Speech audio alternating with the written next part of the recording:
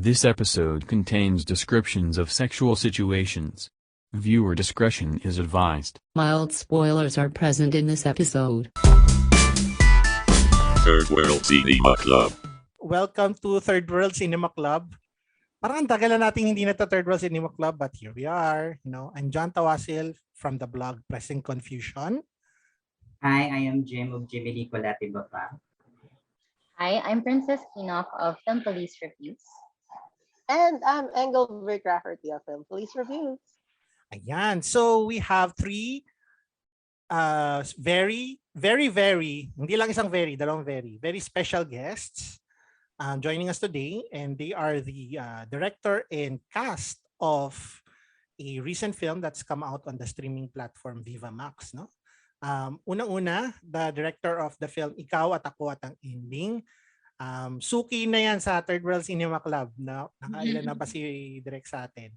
Parang dalawa na lang may libreng planner. Oo nga. Dapat binibigyan niya ako ng t-shirt. Ayan. Irene Emma Villamor. Yan, director and writer also of Ulan, Sid and Aya, Camp Sawi, on Vodka, Beers and Liquids. And the two lead actors of the film. First, we have a theater and film actor known for his role as Stolitz in Rock of Ages and in his role in Pangarap Kong Hold Up. He also plays Martin in Ikaw at Ako at ang Ending and is one half the romantic couple in this coined during this pandemic as Kim J. So that's Gerald Napoles. Ay, ako ba yun? Hi! Hello! Magandang araw sa inyo. Maraming salamat. Yan. And also, finally joining us is an accomplished actress in both theater and film, also known as Eileen in Rock of Ages. She plays Mylene in this film. Let's welcome Kim Molina. Hi, I'm Kim Molina, 30 Philippines. Ayan. Hello. Joke lang. So, yun. I guess let's start with, Ikaw at Ako at ang Ending is about Mylene. Again, played by Kim Molina. She's a worker in a hotel resort.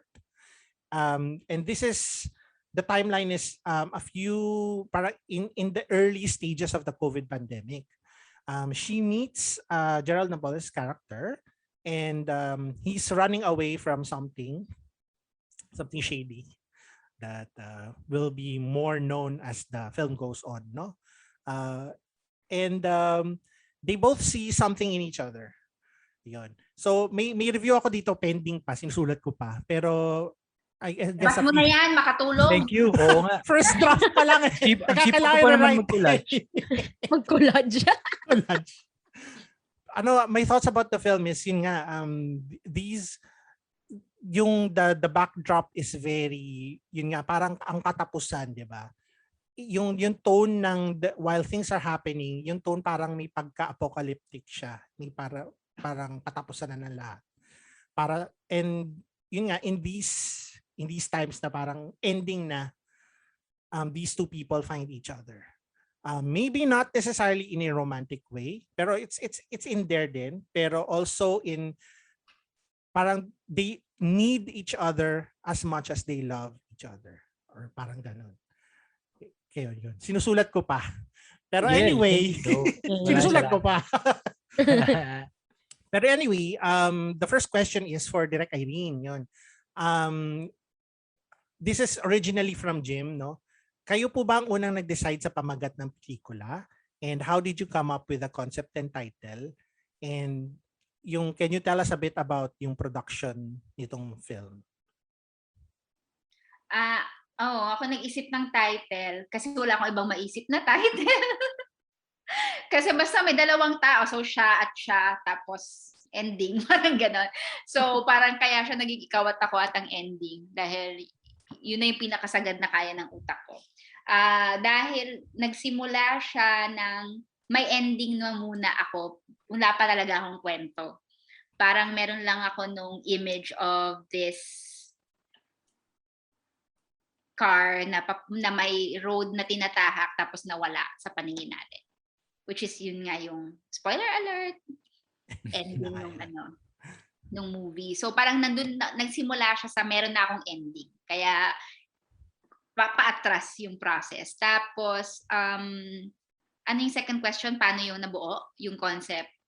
Yeah, yung concept and yung title. From that ending, from that image, kasi meron akong ibang sinulat na script na mahabang panahon kong sinulat nung pandemic hanggang naabutan na ako ng deadline para kina Kim at Je. Kaso, hindi siya feasible gawin with the COVID protocols and everything. So, kailangan... Pero gagawin pa rin yun. Pero gagawin pa rin natin. Yay! In the future, pag mas matapang na ako. Tsaka, ang Pilipinas. Anyway. So, bandang mga May na nun. May na ba nun, no, Jet? No? First week May. Tapos may sked na kami. Nauna yung sked ng shoot, which is last week of May dapat. Tapos, so kailangan pong mag-come up ng ibang kwento dahil nga hindi feasible yon. Tapos ayoko namang ipilit. Sabi ng staff, hindi talaga to kaya with this situation. So, kailangan palitan. Pero may sked na kami ng shoot. So, knowing Kim and Jet pa rin. So, yon. Bigla ang sulat, may ending na ako. Tapos ano kaya yung ano? So, yung given the limitations ng pandemic, kailangan ko mag-isip ng kwento na, yun nga, nandun lang kayo sa isang location, may bubble kayo, syempre you have to be safe, ganyan. So, ano yung mga pwedeng ganito? Ano kaya yung mga pwedeng kwento? Ganon. Given na ito yung gusto kong ending, na mayroon lang akong ganito. So, dun siya nabuo.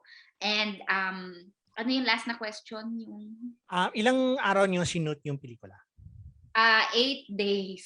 Wow! First time kong mag-shoot ng 8 days. First time kong mag-shoot, syempre well, maikli naman na ako mag-shoot dati. I mean, yung oras in a day. Hindi naman ako maabot ng 24 hours. Parang sanay naman ako ng 16 to 18 hours. Pero ito ngayon kasi 14 hours lang kami, ganyan. Although medyo may konting pakiusap. Pero maikli pa rin yung panahon. Tapos, limited syempre yung kayang dalhin kasi kailangan mag-limit ng tao. Sa COVID protocol, dapat 50 lang kayo sa set. So, hindi dapat marami. Yung mga, although safety, priority namin yon. Sabi namin, priority natin magkatrabaho, pero priority rin natin maging safe within the bubble. So, at priority rin naman namin maging masaya within the bubble. So, yun. So, limited yung tao, limited yung equipment, even the style of the shooting, kung ba't kami naka-handheld. Lahat nun ay dahil sa economy ng what we're going through, di ba? Pandemya, walang sinihan. So, lahat nun naka-adjust. Pero, doon naman lumalabas yung creativity kung given the constraints, kung kaya mo pa rin i-push. So, nagkasubukan kaming lahat. lahat. In all aspects, artista, cinematography, PD, lahat. Ayun. I guess follow-up question dun is, I know na parang hinandpick mo si Kim tsaka si Gerald for this role. Parang talagang from early on talaga, silang dalawa yung kumbaga yung target mo na gawin para dito sa pelikulang to? Yes, target. Target. May kasi magkakasama kami nung pandemic. Nung 2020, nung wala kami lahat magawa, tapos lasing ako isang gabi, tapos nag-post ako sa mga friends kong di ba gusto niyo magsulat or mag-direct? Gawa tayo ng klase, ganyan. So sila, along with other actors, sila Bella, kami script writing and directing classes. Twice a week ba tayo ng Jet? Parang ganun, no? For a few months. Mga Twice a Minsan. week. Tapos, minsan. Depende sa bote ng wine. Oo. Doon. So, yun yung pinag-abalahan namin ng 2020. So, meron akong syllabus, ganyan. Tapos may mga invited na mga friends na director, sila Tonet, or si Dan. So, mga producer, o kung sino man yung whatever yung topic namin for the day. Yun. So, sabi namin, tapos doon kami, gawa tayo ng pelikula ha, gagawa tayo para magamit yung mga pinagdiskusyonan namin nung klase na yon. So, ito yon. Kaya sabi namin, gagawa kami. Ayun. Jim, ikaw naman mag-ask ng susunod na question. Para kay Kim tsaka kay Gerald to. Yes. We're just friends. Sorry po. For Kim Molina and Gerald Napoles. Kasi we can almost consider you as power couple of all media. Kasi both of you galing ng theater, then film, TV, tapos ngayon, online streaming na, diba? So can you share kahit in short the journey as an artist? Kasi di ba iba yung discipline sa theater, sa film, and TV, di ba? And just like in this film, ano yung approach or preparations ninyo with your characters? Wow. Grabe yung statement na yun, Jim. Grabe naman. Thank you. Grabe naman po yung, a power couple. Power couple of all media. Parang Chris Aquino pero couple. Wow. Grabe naman. Thank you naman po doon. Ang masasabi lang din kasi namin sa mga gustong maabot ko ano man yung narating namin, kung meron man na kaming narating, you should never stop learning. Paulit-ulit namin sinasabi yan. Like, kung feeling mo na nandyan ka na, nagawa mo na at alam mo na lahat ng kailangan mong alamin, you're gonna stop there. Wala ka ng iba pang mararating.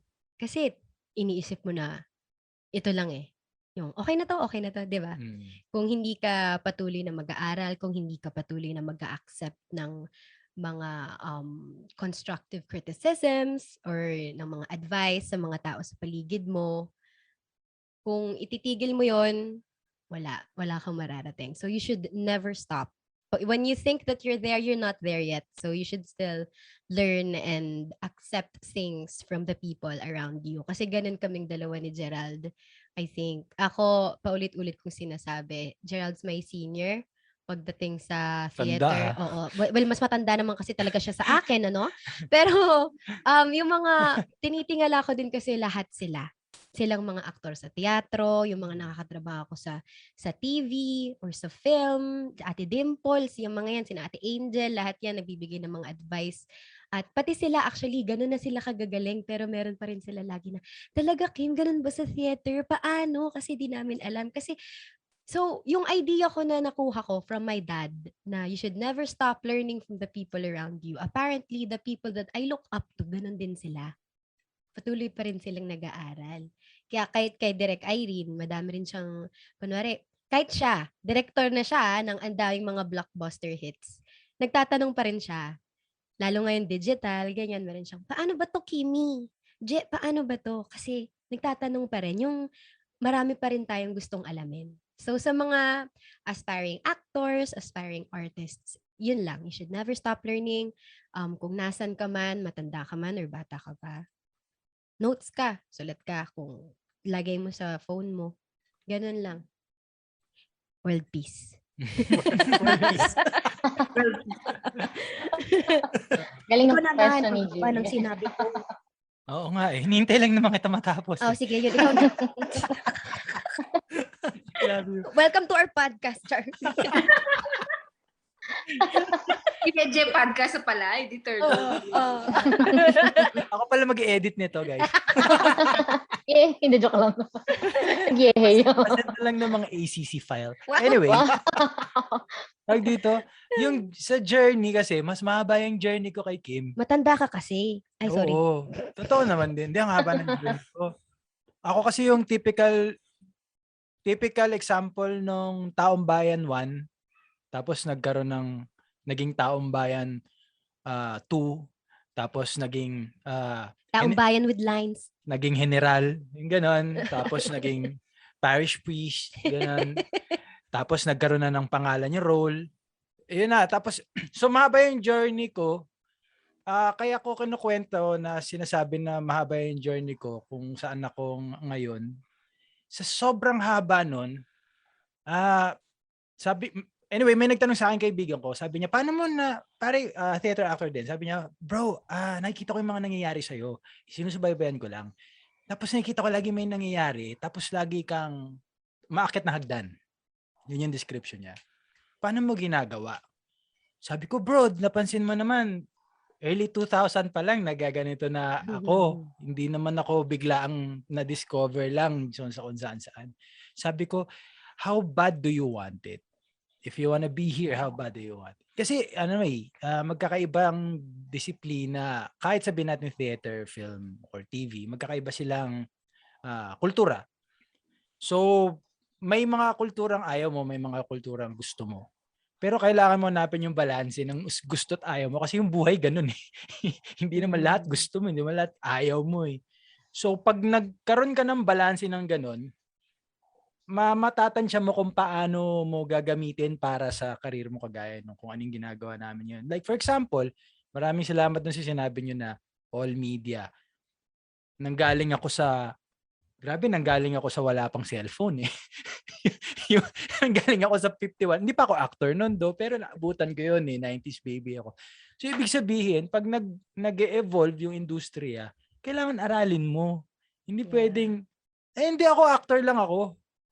Hindi, kunin niyo lang ako. Hindi pwedeng ganun kasi hindi naman, ang mundo hindi mag-a-adjust sa'yo. Ikaw mag-a-adjust sa mundo. Ganun yung napapayo ko. Tapos, galing kay Sir Direct Chris Meliado. I remember we were hanging out sa apartment niya sa Malate. Nag-cheers siya habang naminom kami lahat ng wine. Tapos sabi niya, love your art and your art will love you back. Ganda nun. Gumanon siya sa amin. Tapos lahat kami, kasama namin sila Angeli Bayani. Kami magkakasama lagi eh. So meron kaming, uy, grabe yun. Tapos meron kaming marubdob, mga tanghalang Pilipino. Kasi, ayakapin ko yun. True enough. I mean, we have Angeli Bayani. We have everyone else from the theater. At actually, nagkaroon na rin ng pagkakataon kami mga theater actor na makatawid sa pelikula at sa industriya ngayon. Nagpapasalamat kami. Unang-una sa lahat, nagpapasalamat kami sa mga halos kabatch namin sa UP Film, Lasal, o Ateneo, yan sila Direk Irene, sila Direk Tonet, sila Direk Dan. Kasi alala ko, unang mainstream project ko, Direk Dan Villegas, di naman niya ako kilala, sinugalan lang niya ako ng pagkakataon. Yung ganun, yung theater actor yan, sige, kaya niyan. Yun yung, kung collaborative tayong lahat sa industriya at alam natin yung balanse. Marami tayong magagawa. Yes. Ayan. World peace. Tapos, may pangalawa sila ng kwento. Kwento tuloy. Hindi ko pa pala tapos. Okay po. Pangalawang tanong. Yung follow-up question ko, ano po yung approach or preparations nyo? Preparations. Sa pelikula. Preparation namin. Ayun, we went back to our roots from theater. Ang ginawa namin, yung script namin mismo ni Gerald, na-divide namin siya into 3 acts. Same as kung paano namin siya ginagawa sa teatro. Tapos, Direk Irene was very collaborative dito sa... Sobra. Kasi yung... Ang saya. Yung biruin nyo kasi syempre may quarantine tayo. So, hindi pa tayo pwedeng pumunta sa mismong shooting location. So, what we did was, kahit wala sa schedule namin, since magkakaibigan naman kami, sa group chat namin, Direk, may question ako. Tapos meron si Direk magre-reply, busy kayo today? Zoom tayo today? Yung ganun, nag-zoom kami para lang buuin namin yung characters namin. Yung kahit, di ba may schedule tayo, may timeline tayo, may anong tag doon? Yun, may schedule for everything, workshop, ganyan. Kami beforehand, meron kami mga Zoom, ganyan. Kasi ganun kami katutok dito. Kasi ganun kami gusto na yung... Parang kasing thesis defense to sa amin defense Kasi for di ba us. komedyante, tapos binigyan ng ganong role, kahit sino naman tataas kilay. Tama! Kaya sobrang, sa totoo lang naman din, we're being honest, di ba? Kasi kung ako man din, producer, medyo magdadalawang isip din ako. Kung si Jowa Bol ba kaya niyang mag-Maylin, yung ganon. Baka magmurak si Maylin, no? So, yung idea na ganun, syempre, magdadalawang isip ka. That we're just very grateful because we have brilliant friends in the industry who trust our capabilities as artists. So, at the same time, alam namin din kasi nga na nilaban ni Direk Ay. So, may kaba din kami na kailangan gawin na natin, kailangan nating maibibigay dito. Kaya paano ba namin magagawa ang isang bagay? Di bumalik kami sa roots namin. So that's how we did it. Yun lang rin na may alam namin. Yeah, we divided it into 3 acts. We studied it. Plus factor lang na magkasama kami ni Jet sa bahay. So every night we would read. Tapos magbibigay ng notes sa isa't isa. Tapos magta-try kaming magbatuhan. Tapos magno-notes kami na, sa tingin mo ganyan gagawin? Yung ganon, kung paano sa teatro. Script analysis, ganyan. Although we only have like little time. We tried to, to do what we can na sana naman ay nabigyan namin ng kahit paanong buhay. So, Yun yung proseso. Ako, ang pinaka-favorite kong proseso kasi given na meron ng, for example, meron akong idea on paano ko aaralin yung script. Ang pinakamagandang proseso na nakita ko sa pelikulang ito or na-experience ko is yung communication ng lahat. Yes. Director to DOP, DOP to artista, artista to Yes. director, artista to assistant director, to producer. Yung alam ko yung plano ni Direk. Alam ko yung plano ni Oo. Pao Orendain. Alam nila yung plano ko, alam nila yung plano ni Kim.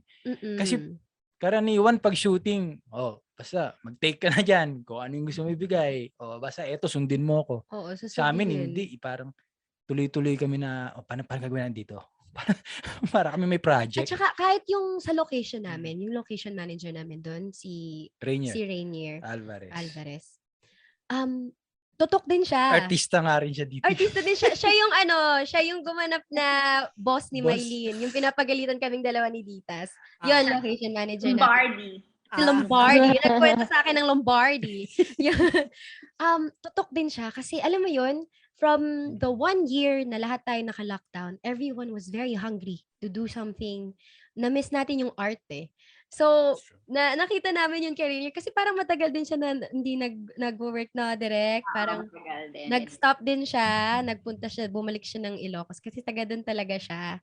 So, ang sarap lang sa pakiramdam na ultimo yung location namin. Tatabihan ako ni Rainier, sabi niya, alam mo, Kimi, feeling ko mararamdaman mo yung pagkamaylin mo dito. Pag nakita mo, meron akong location na nakita. Ganon ka-collaborative lahat. Yung Yun, tsaka yung Ilocos mismo, 'di ba? Yung location naging nung una parang location lang siya na saan ba walang COVID, 'di ba? Yung parang ganun. Yes.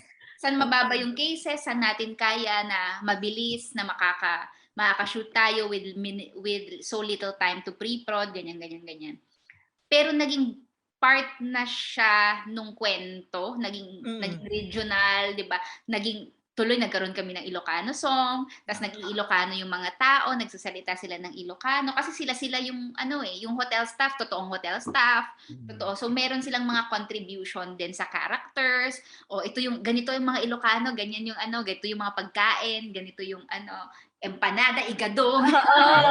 Lahat 'yon. So ang sarap pala nung ganong experience. Yung acting.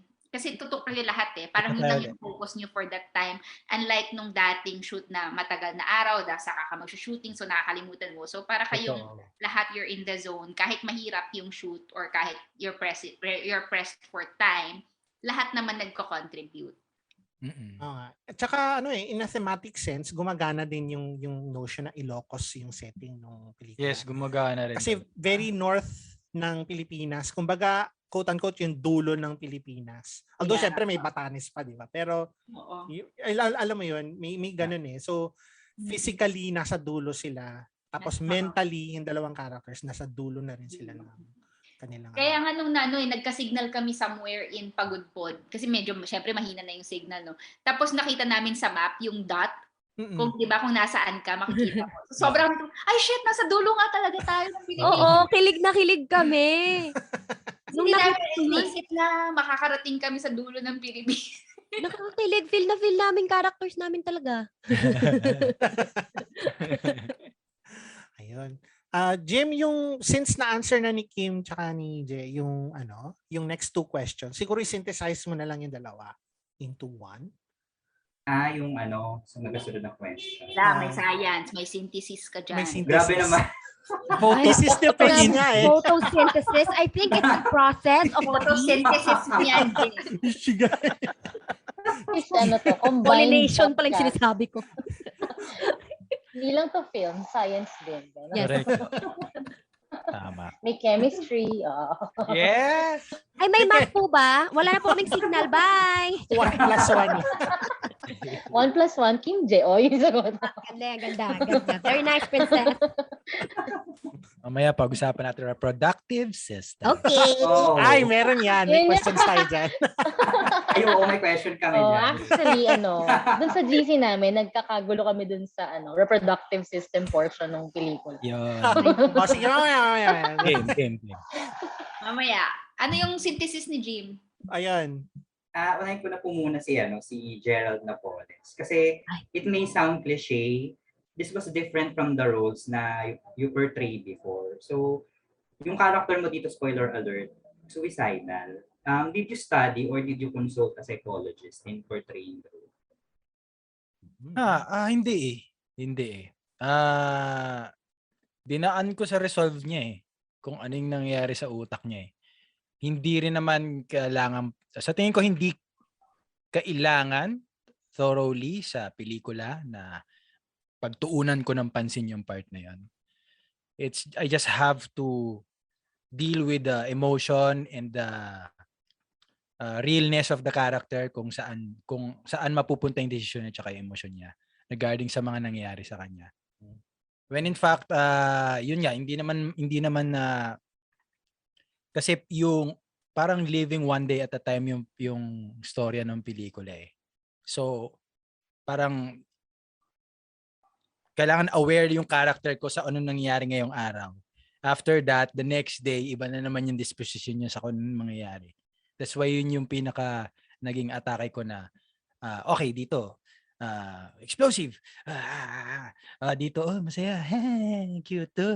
Kilig-kilig. Tapos, dito, seryoso. So, parang dun ko lang siya sinusundan base sa ganun. Pero, interesting nga kung may ganong anggulo. Pero sa tingin ko, hindi masyadong kailangan saliksikin masyado yun sa pelikulang to. At saka 'di ba, parang nung binibuild natin yung character niya, Je, parang ang napag-agrihan namin is para siyang yung word ni Je na tira pasok, na ganun yung mga taong to. Para siyang impulsive. So even the decision to put the gun on his head is impulsive. Dahil nandun siya sa sitwasyon na hindi niya alam yung gagawin. Tapos may dala siyang pera, hindi nga niya alam yung 'di ba ikaw kay Je galing yung lines na alam mo yung parang isang araw burat na burat ka na lang. Si Je yun wala yun sa script. So parang ganun yung character niya na imbibe na parang tangina ito yung nararamdaman ko ngayon. Sige, go. Gagawin ko to, ganyan. Ilalagay ko yung ganun siya. Tapos hindi duwag din naman pala siya. Hindi naman niya pala kaya. Ganun siya. So tumakbo siya with the money pero hindi niya naman pala alam ko ano yung next move niya. Para siyang ganun. Para siyang lagi siyang tumatakas. Yes. Tapos hanggang sa nung nakaramdam siya ng konting pagmamahal kay Mylene o naramdaman niya yung pagmamahal, parang meron na siyang reason para hindi tumakas. Yes. Yes. Amazing. Ayun. So, Jay, mayroon ka pang question or punta na tayo sa next one? For Kim Molina, what do you think ang nagpa-unique sa character mo dito sa mga characters na nagampanan mo na? Pok-pok siya. Char. Well, ang layo kasi. Kung makikita nyo sa trailer pa lang, sobrang layo niya na yung karakter mismo ni Mylene. Kung yun nga, katulad nga ng biro na nga namin siya, ni na Direk Irene, ni na Direk Tonet, pag nagkukwentuhan kami na kapag syempre mag-i-invite tayo, ibang-iba po ito sa mga pelikula po na ginawa po namin. Ito po, literal, ibang-iba po talaga. Kasi kahit sa personality ko, iba. Yung ibang mga ginawa ko na kasi, it's somehow close to how I am in person. Like, pag loud ako sa movie, yung loud talaga. But in person, depende sa mood eh. Yung ganon. Ito, na-challenge din kasi talaga ako kay Mylene. Because as a person, I'm very emotional to the point na ang bilis kong ipakita yung kung ano talagang nasa loob ko, yung kung ano talagang nangyayari sa akin, sasabihin ko agad. Yung walang keme-keme, sasabihin ko agad like kay Je, kung meron akong nararamdaman or meron akong iniisip, meron akong hinanakit, sasabihin ko agad. Kay Mylene kasi, parang siya eh, she's the type of person that she would try to keep it to herself first. And iisipin niya na lang na everything's going to be okay. Yung ganyan ba? So, I had to balance myself, my emotions, na hindi, ganun din naman sa iba kong roles na ginampanan before, pero ito mas kailangan kong maging very particular with every nuance na kinailangan kong gawin. That Direk Irene guided me. Kasi may mga eksena na kailangan hindi pa masyadong ipakita. So, she had to hold me back na, oh, kalma muna dito, Kimi, yung ganon. So, dito, I was challenged also. And the way that I was challenged by this role, ganun siya kalayo sa mga iba kong ginawa. Kasi yung iba nga, it's somehow close to my personality. This one, it's really different. Okay. Yun. Princess, can you ask them the next question? Kasi very, May technical din. Pero Behave nyo ngayon, kayong apat. Oo nga, ba't ganun? medyo mahinhin kami ngayon. Pwede kayo dito mahinhin. Okay lang yan si Kim at si Je. Yeah, like, hello, si Gerald nagpakita ng puting brief sa pelikula. Puti yung brief, tapos may singit. Nakakainis. Medyo maitim ba? Hindi naman napansin eh. Actually, doon ako sa blonde hair. Yes. Kaya ako binland yun para hindi mo mapansin. Oy, ginawa talaga namin yung look namin, itong pabangs ko na hanggang ngayon may pabangs na hindi naman nakikita ng ating mga listeners. At saka yung pa-blonde ni Je, ginawa talaga namin siya for the movie. Wala lang. Oo, nag-character kami. Tsaka dahil nung naghahanap kami ng mga peg, tapos sabi ko, gusto ko talaga yung Fallen Angels ni Wong Kar-wai, di ba? Yung yung mga itsura nila, yung ganun lang kakalat. Doon ko kinuha to.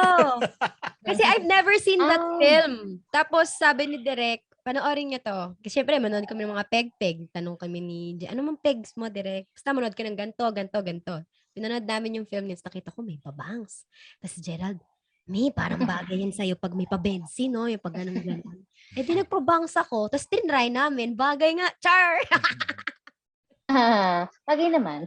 Bagay pero, ang tawag dito, yung tanong kasi, ito na ba yun, Jim? Number 5? Si number 5, okay. Okay. Si Ayun, direct. Papunta na tayo sa reproductive Ayun. question. Ito na tayo. Pala ang Talagang binigay kami princess no? Ako yung, ganun-ganun na ako kanina, sa akin mo pala bibigay yung so yun nga, Ate Irene, nagulat kasi kami, aminado, dun sa sex scene. Although, syempre, very capable naman si Kim Je to do it, especially since, couples kayo in real life. So, since, parang sa lahat yata ng films mo, direct, ito yata yung, lahat kasi parang hindi natutuloy yung portion na yon, parang laging in passing lang siya or worded lang siya. Parang this is the first time na parang, fuck, sige, sex scene, gano'n. Ayun. So, how was it like to, choreograph the whole scene? Could you tell us a bit more about it? Kasi may rehearsal ba? Kagabi po, parang ganun sagot. Kasi sabi, gawin niyo lang yung ginagawa niyo kapag kami. Dito lang kami. Bahala kayo dyan. Hindi, syempre dun sa mga ibang pelikula, di ba, yung parang may mga konting limitations, ganyan. So parang dito kasi given na ganitong klaseng mga tao to, like si Maylene, yung characters nila, tapos yun nga, kung tira pasok tong si Martin, tapos si Maylene ay aware sa, pokpok siya so dun niya lang dinadaan ang expression niya. Yung ang pagtakas niya is sex. Baliwala sa kanya ang sex. Mas mahirap sa kanya yung totoong emosyon. 'Di ba? Parang mas magmumuni-muni siya, magtitingin siya, mas ikikip niya to herself lahat ng mga totoo niyang nararamdaman. Pero pag sex, okay lang sa kanya, wala lang naman 'yun. Kasi ganun naman niya trinit yung sex sa buong buhay niya at ganun yung trabaho niya. So, dito parang inisip ko ay kailangan kong meron talagang sex scene na hindi itatago sa dilim, sa moonlight, sa ganyan. Kaya nga day effect siya, maliwanag siya, umiinom sila ng 3:00 ng hapon. Parang ganun yung gusto kong mangyari. Yung parang Tapos, bilang si Kim at si Jen, nung kinausap ko sa kanila at bilang honest naman kami dun sa mga pwedeng gawin, parang ganyan. So, tinanong ko sila, hanggang saan kayo pwede? Pwede ba tayong mag-love scene? Pwede ba pero hindi love scene, pwede ba tayong mag-sex scene? So, sabi nila, game, direct, kabilang naman sila, yun nga, real life couple sila. So, parang binigay nila sa akin na ako pa nga yung yung nga yung lagi nilang joke pag sa press con, ako pa daw yung nagtatakip ng mata. Oo nga. Kasi actually yun din yung discussion namin ni Pao, hindi nyo pa pala to alam dalawa, sabi niya. Yun yung meron kasi kaming postmortem lagi ni Pao after yung DOP. So parang ikaw, sabi ko, next time, sabi ko, hindi na mahihiya sa love scene, sa sex scene. Sabi niya, oo, kasi naiilang sila sa'yo dahil ikaw yung nahihiya. Parang ganyan, sabi niya. Okay. Nakita niya ako. Na, wag ka nga masyadong maarte. Yung ganyan. Yung maarte. Out, power and the in. Shout out pa. Si Kim at Jen, hindi naman sila wala silang yung parang, dahil comfortable sila sa isa't isa. Of course, malamang pag hindi sila yung magkasama, hindi syempre ganun yung dynamics. Diba? Oo. So, natulungan nila ako ng sobrang laki doon sa part na yon. Tapos nag-rehearse kami sa location mismo kasi nga doon lang kami nagkita-kita. Lahat is via Zoom. Tapos pagdating sa location, dahil bubble na siya, kami lang yung laman ng resort, parang 2 days kami ahead of the crew para mag-ocular. Doon lang din nangyari yung ocular. Wala kaming ocular. So, Zoom lang din. No? Pinakita lang din ng LM kung ano-ano yung may video lang. And then talagang suntok sa buwan kung paano yung mangyayari doon. So, pagdating doon, nagpahinga lang sila ng konti, tapos nag-rehearse na kami. Diniscuss namin na, so pareho kayong maalam sa sex. Pero sino ang magme-make ng first move? Tapos parang you're sitting in your loneliness, nag-share kayo ng yung mga background ninyo sa buhay, ito yung eksena, and then silence. And then paano mo i-escape yung silence? Kasi awkward parang pareho pala tayong malungkot, no? Kaya ganun yun parang may moment lang sila, anong kasunod? Tapos si Mylene, bilang si Mylene, di ito. Parang gano'n. Tapos parang bilang si Martin, curious, dito sa babaeng to at hindi siya din siya padadaig, parang gano'n. So nag-choreo kami ng parang with their help, paano tayo magpa-power play? Sino yung nasa ibabaw? Sino yung nasa ilalim? Parang gano'n. Kaya gumaganon-ganon sila.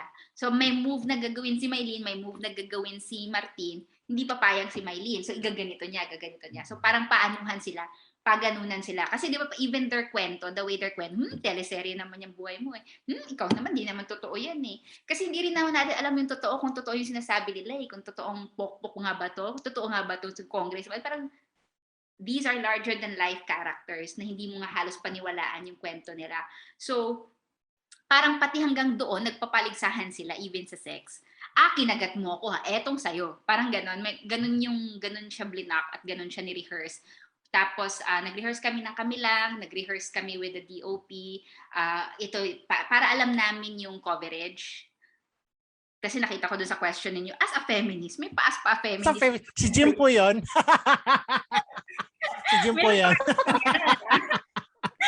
Di syempre kailangan, at saka sanay ako na pag sa ganyan, di ba? Kahit na nung AD pa ako, parang be careful of your leading lady, yung dapat ganito mo siya i-handle, lalo na pag sensitive, yung eksena. So ganun pa rin naman. Hindi naman porket si Kim at Jayan bukas na ang lahat sa So para kaming so I need to reassure them both na safe tayo dito, at dahil nga hindi sila magkakaroon ng masyadong mga takip sa katawan, close set kami, so cameras lang yun nandun at wala kaming playback, hindi kami magre-record sa yung so sobrang bawas tao, so kami lang talaga doon habang ewan ko, nagsiswimming na siguro yung ibang mga crew kasi kami lang talaga, sariling sikap yung once na na-establish na once na set up na yung ilaw, kami na lang yun nandun throughout the whole scene. Tulong-tulong kaming 6 lang yata, mga 7 lang siguro kami doon sa set. Tapos, yun, kailangan mong alagaan pa rin yung eksena. Kailangan mong alagaan yung lagi. So, pwede na ba yan, Jim, as a feminist? Okay na po, Derek. Actually, gusto ko ding idagdag doon kasi lalo na yung first na sex scene ni Kim tsaka ni Gerald. Meron talagang storytelling na nangyayari. Dagdag doon sa sinabi ni Direk, napansin ko na yung major na act na ginawa nun ay si Gerald yung nagbibigay. 'Di ba? As opposed to normally, kasi 'di ba prostitute yung character ni Mylene, siya usually yung dapat nagbibigay. So parang na-reverse yung parang dynamic doon. So yun, naramdaman ko yun. And additionally, Because she deserves it. yeah, she deserves it. Ah.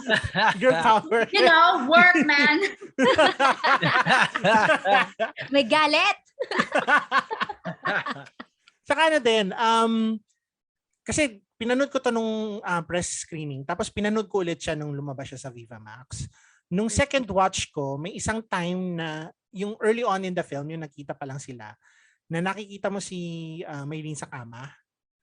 Tapos parang, ganun siya. Tapos parang, it's shot in a way na medyo sexy. Pero iniisip ko noon, kasi given, ito spoiler alert, may condition si Maylene. Something, parang re-watching it in context, parang something is wrong with this particular scene. Baka yung second meaning yung talagang nangyayari. Parang sa intention niyo direct, ano ba yung niyo sa scene na yon? Alin yung masturbation scene niya? Yung masturbation na parang masturbation ba talaga yon or nasasaktan yung pareho ka rin ni Lemon, ganun din yung niya. Pag second watch, sa first watch mo, masturbation siya. Pero dapat alam mo na yung kwento, parang yun ba talaga yun? Pero ang intention talaga nun is, masturbation. Yes, masturbation yung nagsasariling sikap siya. Tapos, iba naman siguro yung halinghing ng sarap sa halinghing ng masakit, no? Dapat yun naman. May pag-ungol naman siya, may kesa sa, magkaiba naman yun, di ba? Nasa podcast kasi tayo, so kailangan, kailangan voice, voice. Oo, kesa sa, ito po yung, Correct. Parang sa akin, John, mas naramdaman ko yung may sakit na siya dun sa second na sex scene. Na parang, dun ako conflicted na, ay shit, nag-enjoy ba siya? Or alam mo yun, parang, nag-enjoy siya, pero at the same time, may halo na ba siya? Spoiler alert. Scene. Parang masarapan naman siya. Sarapan ka ba? According to Mylene, happy siya. Awareness din siguro. Lagi naman nun parang even nung camp sa Wii, parang aware ako sa how to shoot. Lagi akong may double checking how to shoot a woman's body. Parang very particular ako nung camp sa Wii na okay, naka-bikini required. Parang 'di ba dapat makita mong sexy sila without sexualizing their bodies. That's true. Parang okay, mainit, totoo namang nagbibikini ang mga babae sa beach. So, ipakita mo silang nakabikini sa beach, pero hindi ka hahagod or pag umahon sila si Pressman gaganon tayo ng kasi hindi naman yun yung point. Unless yun yung point, 'di ba? Unless yun yung point. Pero like for that scene, nung first scene ni Mylene na nagmamasturbate siya, inisip ko yun pupunta ba ako sa bandang baba niya at makikita ko yung panty o yung kamay. Parang ganon It's also the restraint. Parang kanya-kanya namang sensitivity yan sa director. Parang feeling ko, the way that you shoot, ano yung condition sa set, ano yung kayang gawin, ano yung dapat, will you subject your actor to this kung alam mo hindi mo to gagamitin, or you are just keeping your shots open at bahala na sa editing. Iba-ibang sensitivity yan, iba-ibang hindi ko sinasabing may tama at mali, pero para lang sa akin, parang lagi lang akong gusto kong, alam mo yun, kung ako rin yung artist, ano yung kaya kong gawin? Kaya sinasabihan ako ni Pao na, ang arte mo. Hindi ako nagtatanong kung ano yung dapat or ganyan, kung okay or whatever. So parang, tapos nung pinapanood, parang dapat pala, nung sinabi yung ni Lemon sa akin, kung may sakit, baka dapat meron na akong shot ng kahit puson or puson. Pero okay nga yun na medyo ambiguous yung scene kasi nga parang may ibang interpretation na lumalabas kagaya nung naisip namin ni Lemon na Pero lagi kong sakit yan as director, yung parang lagi akong maraming iniisip.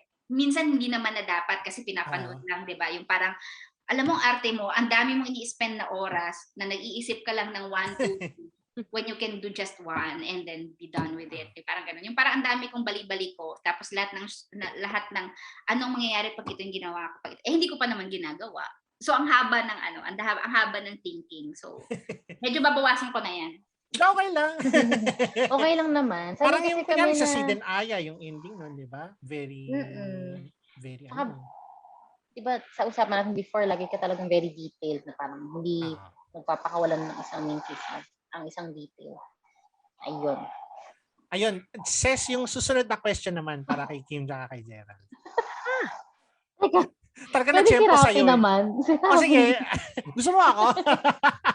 Sige. Si Rafi yung Minus last. wrong yata to. Yay. Ayun, parang follow up nung question kay Direk Irene. Sa inyo naman, Kim and Gerald, paano nyo nabanggit nga na may bed scenes kayo, ganyan, marami. As a couple and as actors, paano nyo siya dinevelop with kay Direk? Ang tanong dito is, did you ask for pointers? Pero feel ko naman, anong klaseng pointers? Para Siguro yung pointers na parang hindi siya like sobrang may art siguro yung pa din. method nung sige, tama naman. May aesthetic yung sex, gano'n. Yung May bed scene kasi, ginawa namin siya kung paano talaga siya gagawin ni Mylene at ni Martin. Well, syempre, ang iisipin ng fans namin na nanood or anyone na sumusuporta sa mga pelikula namin, ay, ganun pala si Kim tsaka si Gerald, no? Sa bahay nila, ganun pala sila. Hahayaan na lang namin sila na yun ang isipin. Pero, syempre, yun dun sa pelikula, sa lahat naman ng ginagawa namin. Kung paano yung karakter, ganun. Even the touch, ganun. Iba kung paano ko hahawakan si Gerald ngayon as Kim, as bilang Mylene iba. So, may gigil siguro pag Mylene. Pag Kim, merong, uy, okay ka lang, ganyan. Like, hindi lang sa hindi lang dun sa bed scene. May isang particular scene dun, gusto ko lang i-share sa inyo, na kinailangan i-take 2 ni Direk si Je. I'm not sure kung naalala mo, Direk, yung eksena na hinahanap ni Martin yung baril niya. Yung ginanon ako ni Gerald sa may cabinet, ginanon niya ako. Supposedly kasi one take lang yun eh. Kasi si Direk, syempre kahit paano masasaktan ako. So gusto sana ni Direk, isang shot lang yun, ganyan. Tapos dadayain na lang, ng pick-pack, ganyan. Kinailangang ulitin kasi yung unang take ni Je, hindi niya pa naramdaman na si Martin ang tumulak sa akin.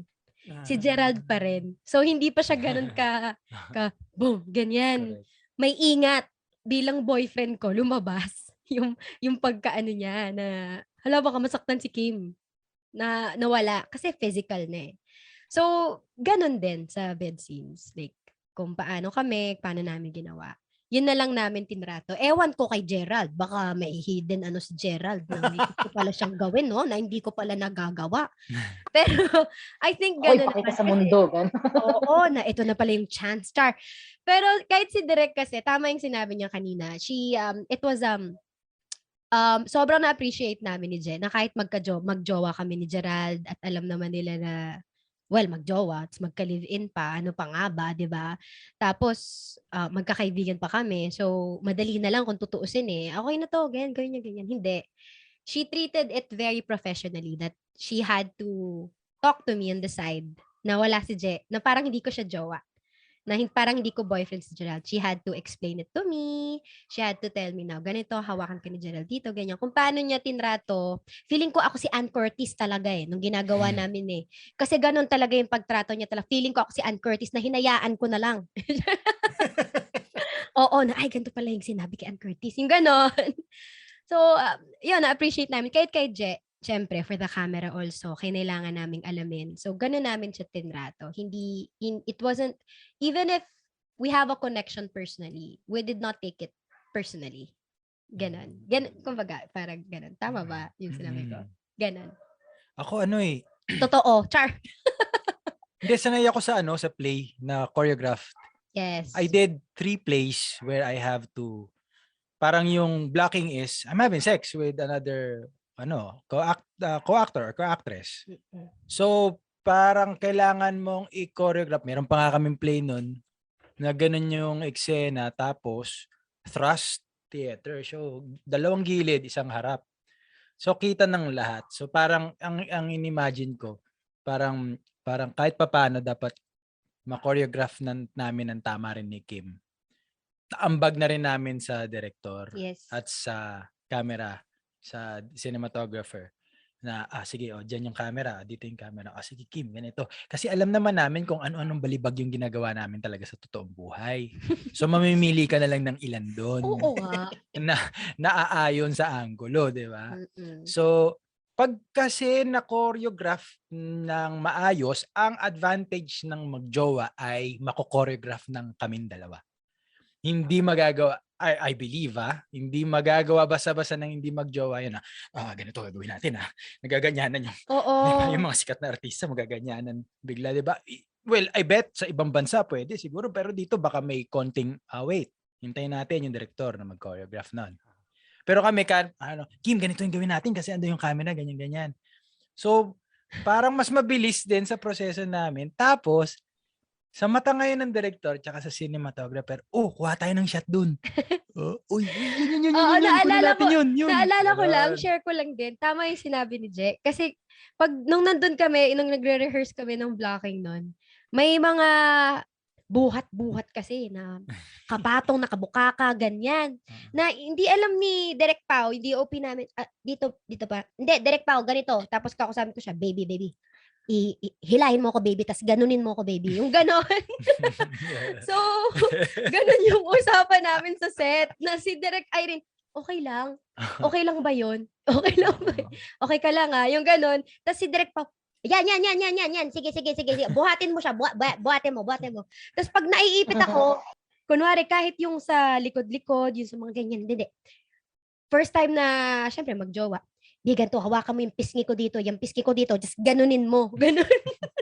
So, ganun na lang kadali. Na nagawa namin kung paano mag-sex ang isang prostitute at isang hitman na kinailangan na very aggressive. So, it's going to be very hard. Sa paraan na alam namin. Sa paraan na hindi kami ganon in person. Kasi pagkakasabi mo, Mi, nagawa namin. Kung paano sila mag-sex. Paano nga ba?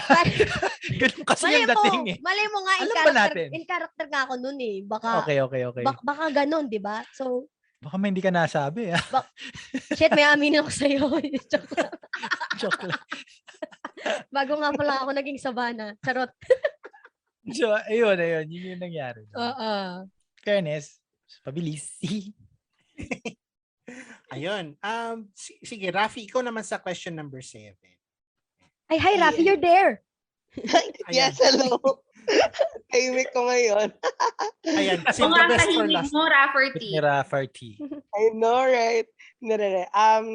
Kay Direk Irene muna. So, I remember kasi na you told us before na you plan on making films that are dark themed, na medyo iba from your usual like anti-romance like what do you call this, direction. And meron ka ding pinaplan na film na parang mala Scorpio Nights. I remember you telling us that. So aside from this film, are we expecting more to come from you as a writer-director?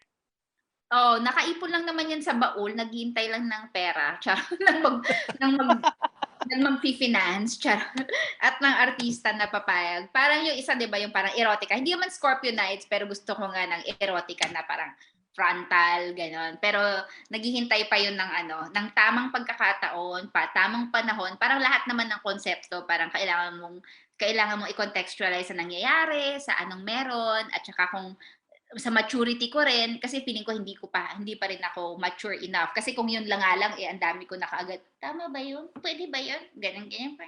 Parang baka mamaya maloka pa ako sa erotica, di ba? So parang baka kailangan ko pa kailangan ko pang magbasa, kailangan ko pang mag-aral for that.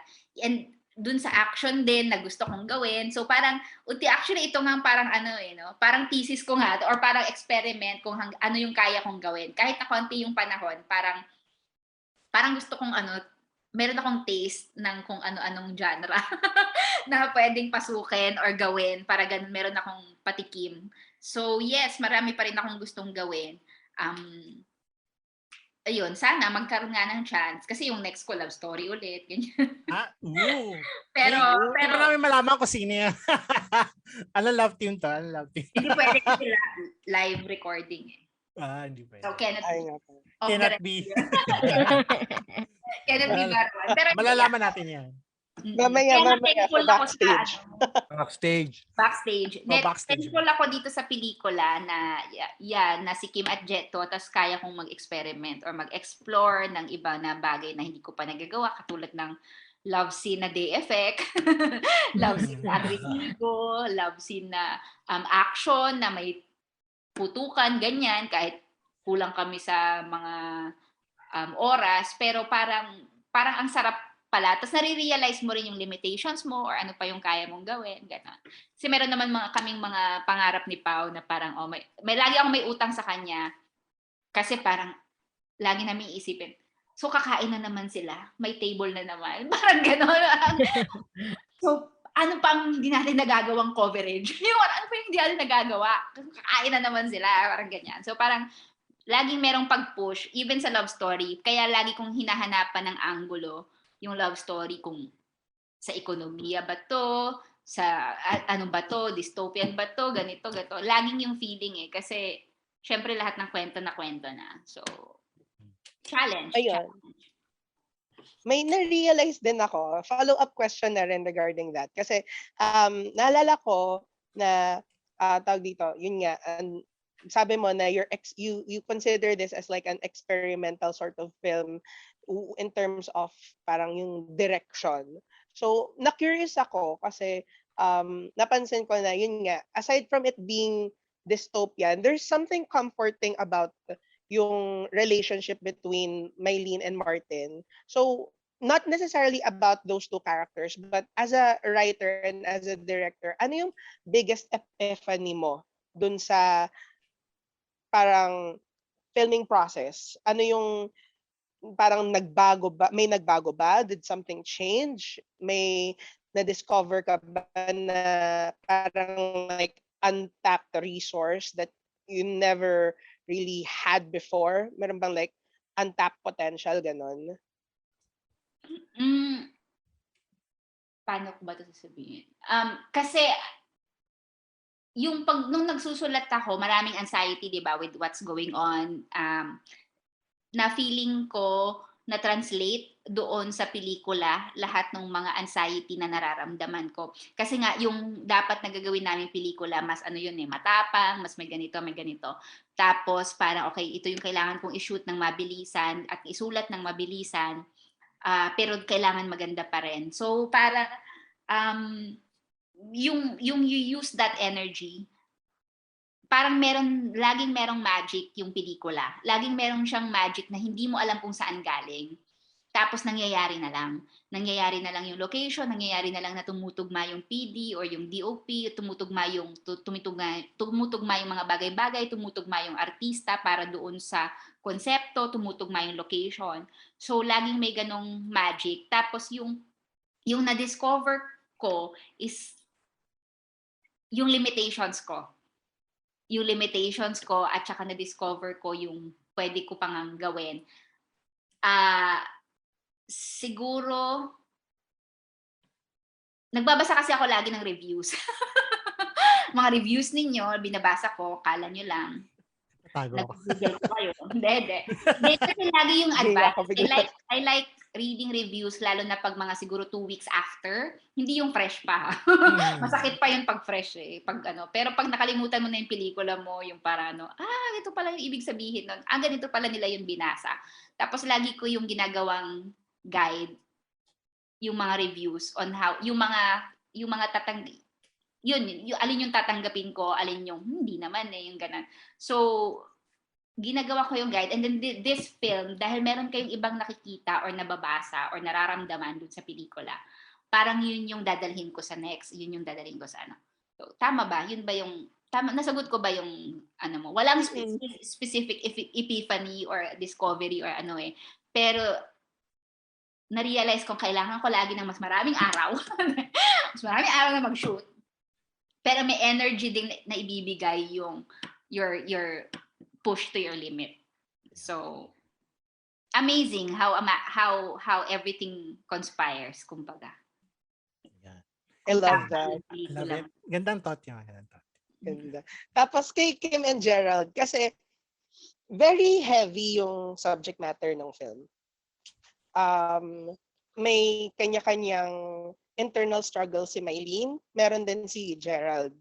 So, napansin ko, I wanna bank on what Jim said earlier kasi sabi niya na power couple of all media. Love it. Oh, Pac champion. Oh. Thank you very much. Yes.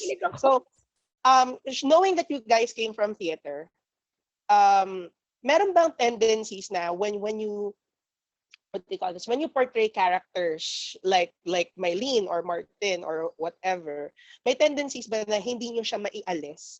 Like yung mask naglilinger siya after the production of a film? May tendency sa iba't ibang project eh. Depende sa project, I think. Dito hindi naman naglinger yung character masyado. Siguro sa tingin ko dahil sa maaga naming, kumbaga nagkaroon kami ng time ni Kim na sobrang thankful ako na magkasama kami sa bahay. So nagkaroon kami ng time for discussion. Nang madalas na discuss. Pag madalas kasi pinag-uusapan, madalas i-discuss. Nagiging subject matter siya eh. Yeah. So hindi mo siya sinosolo eh. Ito yung gagawin ko. Nalalabas mo. Diba? Hindi kayo nagiging monster nung character. Hindi ka nilalaman ng character. So, may ganun. Pero naranasan ko sa mga ibang project. Dati, siguro mas bata rin kasi ako noon. Kaya parang yung marubdob na pagganap na hindi. Nadadala. I'm a method being yung wow, talaga ba, Gerald? Yung mga ganon. Pero ngayon kasi parang sa dami ng natututunan natin sa mga iba't ibang aktor, tsaka iba't ibang mentor, sa napipili mo na lang kumbaga sa puno, napipili mo na lang yung hinog na prutas na gagamitin mo. Ganda. Nauna Ganda ka ka. na namang magsabi. Hindi ko na naman alam kung ano yung sagot ko. Tanga to. Ako hindi naman. Never, kung si Je nangyari sa kanya, kasi may mga dark siyang nagawa before, di ba? Para mga indie din. Ako wala pa namang nagsistay. Kasi so far, I consider myself as a new actress eh. Mas singer kasi talaga ako. I started there. So, I have a switch.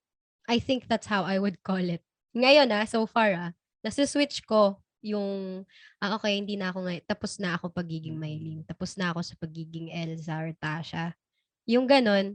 Isa lang ang nagstay sa akin talaga kasi ang daming run. Yung Rock of Ages, yung Eileen, yun siguro. Hindi, yun talaga. Yun din yung gusto kong isingit eh. Nangyari sa akin yun sa play eh. Kasi everyday mong sa play. titirahin ng 2 oras yung Actually. Yung material. I-rehearse mo siya ng 1 buwan. Monday to Saturday. Buenas na kung tech week, walang linggo. Pero usually may linggo eh. So 2 oras. Pag tech week pa, 3 beses nyo iraran. So tigda 2 oras talagang. So you really have to suot mo yung character. You embodied it. Oo kaya pag nagko-closing na, talagang meron kang para kang pumunta sa mundo nung character na parang ayoko na doon. Parang may ganun siya. I think ganun nga no. Pag ibang medium, I think. Oo. Pag sa theater mas nagsistick kasi sa amin. Kasi ganun yung proseso namin. Pero pag film nasa-switch. Pero nakakatulong din yan kahit sa film. Especially kasi marami tayong kilalang aktor tsaka actress sa ibang bansa na kailangan nyo lalo na kung on and off talaga kasi pag shooting. Yeah. Pero mo po from sequence 3 bigla ka sequence 45. Yung mga ganon, yung kailangan kabit lang sa yung character para hindi mo nabibitawan. Alam mo paano bibitawan pag sequence 45 na. I think depende rin siya sa actor. Depende rin. Iba-ibang proseso din eh. And it works for them, it works for us. So, whatever works. Yep. Yan. And last na, tawag dito, dapat tatanungin ko talaga, how's it like working with Direk Irene? So, medyo change ko siya a bit. Oh. What makes Direct Irene or working with Direct Irene unique compared to the other directors you've previously worked with? Kasi di ba parang fourth film niyo na ba to together? Jowa Ball, Babaeng Walang Pakiramdam, Pitch to the Pakiramdam. Stars, tsaka ito. Mhm. Meron pa I ba ako think- nakalimutan? Third. Third. Oo, sa Jowa Ball, actually, ito trivia. Sa Jowa Ball, cameo si Je, regalo siya for my birthday. Talaga? Oo, na-shoot yung eksena na yon birthday ko. Dire-diretso yung work kong noon. So, binigay sa akin ng Viva na regalo na ang jowa ni Jowa Ball ay jowa ko talaga. So, anyway, ayan. Jowa Ball. Babae mo na ba kanadam? Tapos ito. Yeah, third. Third. Oo. Third. Na alam nyo so far. Ayan. Backstage. Mamaya Third. So ano ba? Siyempre magkakaiba naman lahat ng direktor eh. Ako personally may sensibilidad akong parang may na-trigger na sensibilidad sa akin na parehas ng sensibilidad ni Direk na hindi ko naman matukoy kung ano yun. Ano yun? Sa tingin ko yun yung sinasabi niya kanina na parang ang dami mong iniisip, ang dami mong gustong gawin, tapos lahat yun gusto mong pasok. Yeah. Yung kailangan ko ngayon bigla ng, Direk, ano ba to? Ito ba? Okay ba to? O ano? Kung hindi, okay naman. Pero ito, ganito gagawin ko. Pero sa tingin ko, kasi ganito yan eh. yung nagawa ko yun with Direk Irene. Tapos magkasama pa kami ng 2 linggo sa Ilocos Norte. So talagang may, kahit paminsan-minsan, hindi naman madalas, hindi naman ako sobrang cerebral na tao para Direk, I have this idea. Hindi naman ako gano'n na tao. Pero paminsan-minsan, di ba, may pitik lang rin na, sandali sa tingin ko baka ganito. Or Direk, baka hindi gagawin ni ganito to. Or Direk, bakit niya ginawa to? Yung gano'n. Yung point of discussion na yon, ang sarap nun makuha. Kasi nagawa ko yun dati sa theater. Yes. Pag sa pelikula kasi, hindi ko naman sinasabing hindi ko nakukuha yun. Pero may mga factor na trabawin mo na yan bilang actor. Diba? Kasi nagmamadali rin ng pelikula. Eto, dito, dahil Ilocos Norte kami ng 2 linggo, talagang nagkaroon ka ng chance na mag-immerse dun sa mangyayari sa buong proseso mismo ng paggawa ng pelikula. Tapos tsaka ano ba? Halos magkasing edad kami ni Direk, mas matanda yata ako kay Direk eh. So, yun, sa tingin ko yung ganong level. Mas matanda ka kay Direk. Oo nga, sinabi ko nga. Okay. May question mark na kasi mas matanda si Direk sa akin. mas matanda si Direk. Konti lang. Kasi pag ganyan naman, pag ilang taon lang, consider ko kasing edad ko. Okay. So, ayun. Tsaka, ano ba, basta maluwag yung proseso. Maluwag yung proseso. May room for improvement lagi. Although, may mga bagay kami na hindi na namin ma-improve dahil budget and time ang kulang o hindi na kaya, na kung lahat naman ng director at saka actor ganda sana kung may ganun, no? Pero okay lang yun, parang nakuha naman namin kung ano yung gusto naming energy tsaka makita dun sa pelikula kahit paano. Ay, ako. pa. Ano naman. Ako well, I'm just very grateful that most of the directors I've worked with, onti pa lang naman sila. Nakailan pa lang naman akong pelikula na ako, no? So, actually, 2 pa lang sila, no? Daryl tsaka si Direk. 2 pa lang. Hindi, 3. Direk Benedict, Momol Nights. Lau Fajardo. Momol Nights nga. Na movie. Si Direk Lau, for TV, pero movie din na mag-showing sa Viva Max, yung 14th floor. Anyway.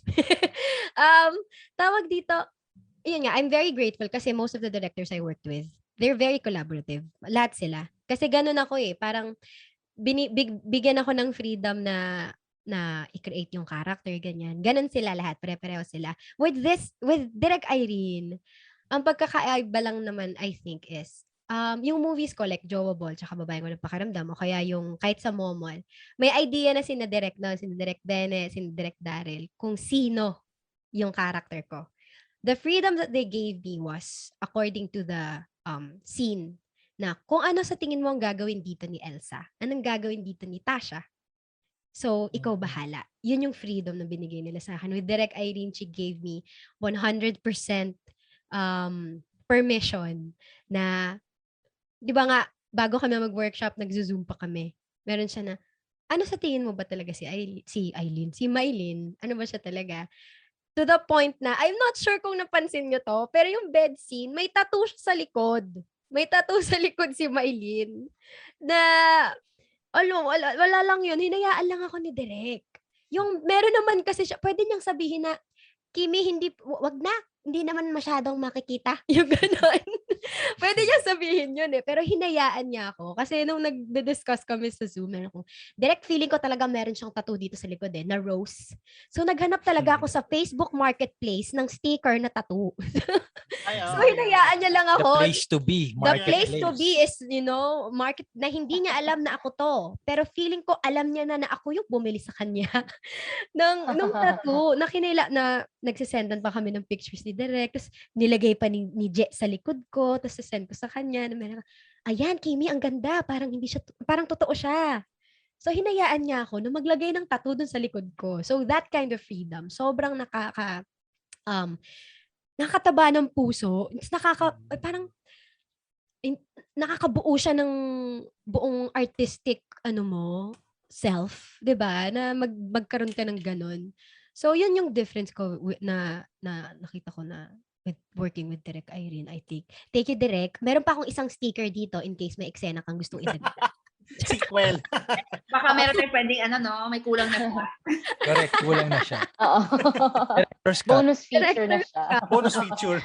Pwede namin i-shoot vlog type. Vlog type. Nandito na po kami sa Lucas. Duguan pa yung kasama ko. Epilogue na lang. Epilogue, pwede.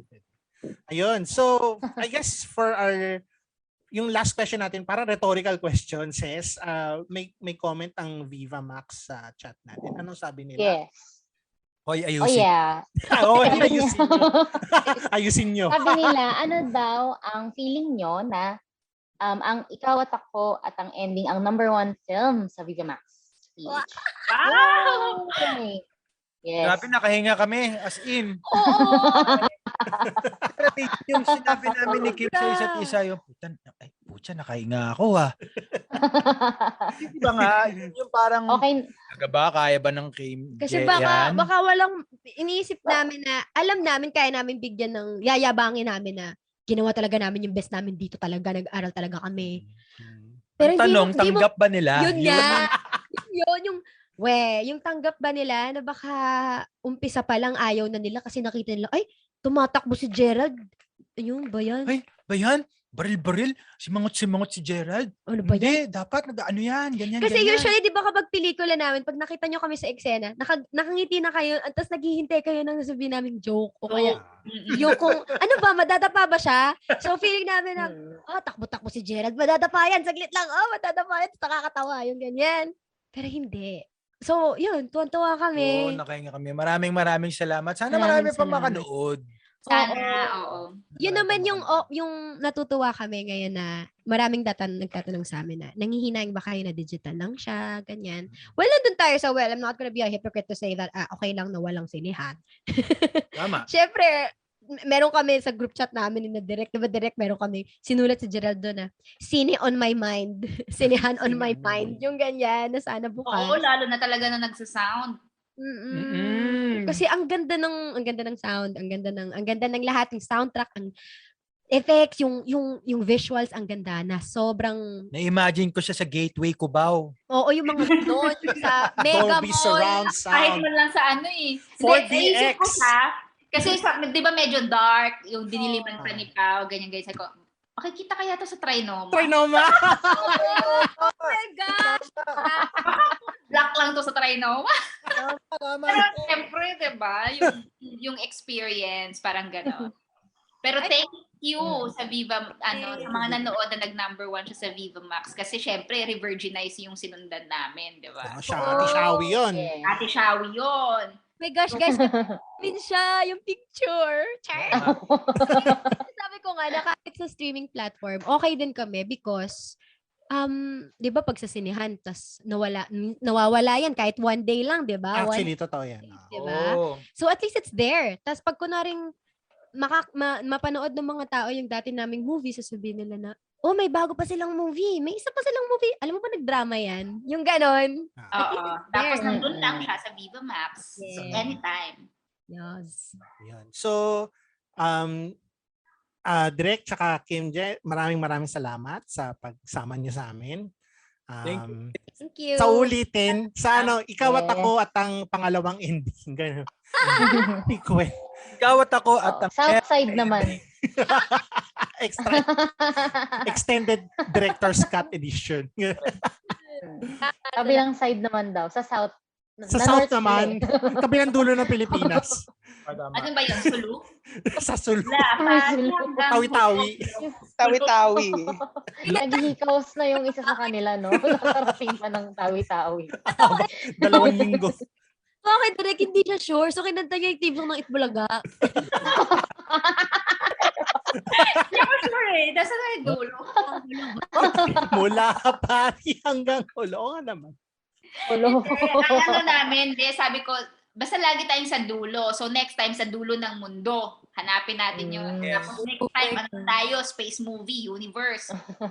Sci-fi tayo. So, ang abangan niyo po, Sci-fi, puro green screen. Tapos gumaganong-ganong kayo. listeners, po natin yung po mga pangarap po ni Direk Irene Villamor talaga. Mga genre. Next time po ang movie po namin ni Je, may lalabas pong alien sa kanyang chest. Basta yan. Papanorin ko yan. Arting Suicide Squad. Oo. Tapos kumakain ng tinola yung alien. Yes. Pero nag-iisip siya kung papaya ba or Sayote. Omo pala nun. Depende sa mama yan. So, guys, ikaw at ako at ang ending, kakaibang Gerald Napoles at Kim Molina ang makikita niyo dito. Parang ano na natin, yung tradition na natin yun. No, Jim? Jim, tuwatawa eh.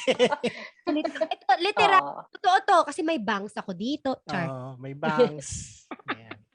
Sa Viva Max po, yan.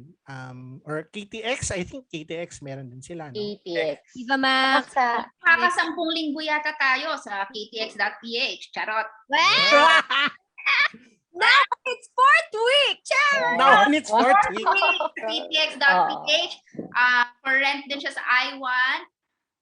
Globally ng I1, di ba? Yes. I think I want so, yes. TFC and TFC, TFC IPTV. IPTV. Meron And din of course, Viva Max Viva Max. .me. Viva Yeah. Max Middle East, Europe, yon. Tapos meron yata sa Sky, merong ways kung paano pwede mag-survive. Survive tuloy. Anong survive? Survive. Survive. So, listahan natin ng naban tayo. Oo. ABS, Subscribe kayo sa ay, Viva Max kasi andun lahat ng pelikula nila Kim at Je at ako. Char. Oh, Yes. Felix Totoo na. yan. Diba? For only 149 pesos a month, Yan. Madali lang magbayad, GCash lang. Ayan, Gcash lang. Yan. Makakapanood go ka. Ako, subscribe GCash. sa Viva Max. So yan guys, meron ba kayong gustong final words or gustong sabihin na sa audience before we go? Anyone? Direct Irene, kailan ang next natin? Oo nga. Ayun. Oo nga. January. January. Abangan niyo yan guys. Nakakaalam kung magkakatotoo yung naisip naming konsepto habang kumakain kami ng tilapia. Oo, may naisip na silang konsepto eh. Sabi ko, kayo naman mag-isip. Correct. Meron Collaborative, di ba? Eh, di kayo mag-isip. Guys, abangan niyo yan. Oo nga, gawin natin yon. Yeah. Oy, thank you guys ha. Thank you. Thank you din. Salamat naman sa mga so, critics natin. Thank you very much din po. Thank you, Ben. So, ma'am, ulitin maglalait direct. na kami after. Libreng planner yan. Lalait After ka na namin kaya. dalawang Okay, tatak na naman. lang. Ay, namang t-shirt. Sige. Ay, oo, sige. Ako na sa Tumblr. Kami rin. Oo nga, pengen din kami. Yes. XL. Small. XL. Papagawa kami. Okay. Oh, sige. Ayan guys. So, chika-chika na lang tayo backstage. So, sa audiences natin, maraming salamat sa pakikinig at panonood. Intayin nyo na lang yung episode namin sa Spotify or sa kung saan man kayo makakakuha ng podcast. I think iTunes din meron kami. Basta anywhere na may podcasts. Nandun ang Third World Cinema Club. Lalabas yung audio version nitong episode na to very soon. Like siguro bukas. Madali lang naman yan. Madali lang i-edit yan. Wala na akong gagawin. Nakatingin kayo dyan. Bukas. Sorry po. Sobrang na-delay yung vodka eh. Kasi parang, trabaho, COVID-19. Ganyan. Pero anyway, guys, good night. Stay safe. And until next time. Yan. Bye-bye. Bye. Bye! Bye-bye.